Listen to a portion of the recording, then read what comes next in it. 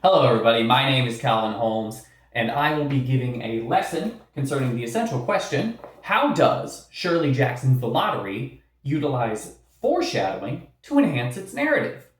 This is standard 8TT1B, analyze how plot structures, conflict, narrative devices, flashback and foreshadowing, work together to create an intended effect, e.g. suspense, humor, tension, on its audience. That's an 8th grade ELA standard. My idea for this lesson is that I will be asking the class to write about a time that they personally experienced some sort of ironic foreshadowing. They think of a time where they notice some very insignificant detail that doesn't seem like all that important at the time, and then later on it comes into effect in an ironic fashion. I keep saying ironic. I don't have an actual class to perform this. Realistically, they only need maybe 2-3 minutes to actually write this all down, because I gave them like 5 minutes on the practice, and then I realized 5 minutes is actually a really long time. I'm very bad at judging times, so I think 2-3 minutes is definitely going to be enough. But since I don't actually have like a group of students to do this with, I wrote my own example. This did not actually happen to me. This is all out of my head, and there are definitely plot holes in it. Don't point out the plot holes. That's not what we're trying to gauge here. So, I remember one time when I was 12, the light in our garage would occasionally flicker and dim, and this was never usually a problem because if it ever did go out, the light in our kitchen could usually suffice. However, that was until I accidentally blew out the kitchen light with a basketball, leaving it broken until a replacement light came. It's like one of those big industrial fluorescent lights, you know the ones. Now, later that night, I got asked to look through some boxes in the garage, only to have the light in there finally die for good.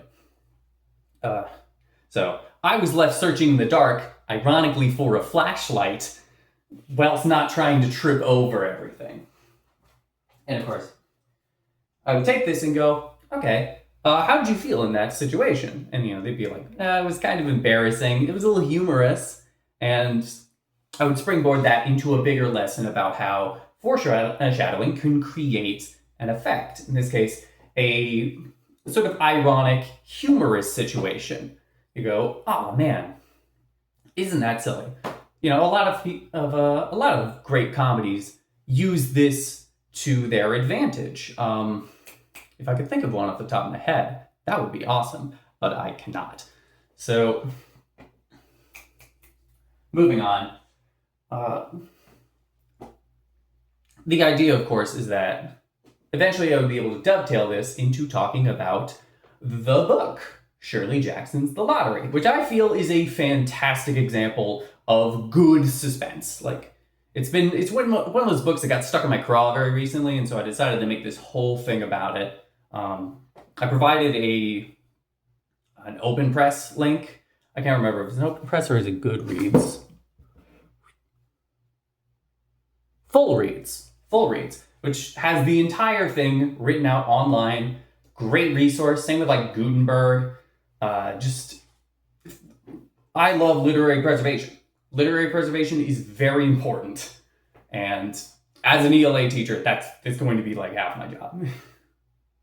Is finding ways to make sure that these books are preserved so that I can teach them.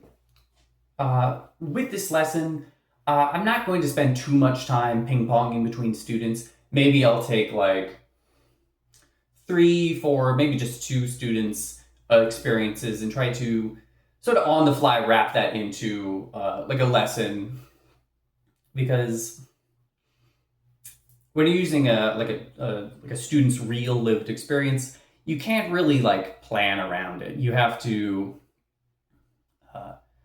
sort of take that on the fly. Overall, I'm confident that this will be a good introduction to the concept of foreshadowing in order to get into like the real content examples. Thank you for your time, and have a good evening.